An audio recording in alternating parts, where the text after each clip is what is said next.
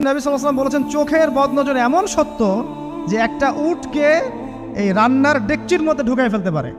মানে একটা উট খুব সুন্দর ভালো, আপনি দেখছেন মাশাআল্লাহ বলেন নাই, নজর লেগেছে, উটটা মারা গেছে দেন তারপর তাকে জবাই করে খেয়ে ফেলতে হয়েছে।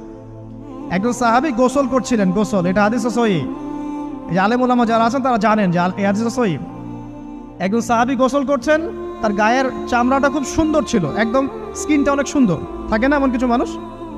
আচ্ছা, এখন আরেকজন সাহাবী এই গোসল দেখছেন দূর থেকে, দেখে বলছেন যে কি চমৎকার তার শরীরের রংটা, যেন কুমারী নারীর মতো, অনেকটা এমন একটা কথা তিনি বলেছিলেন।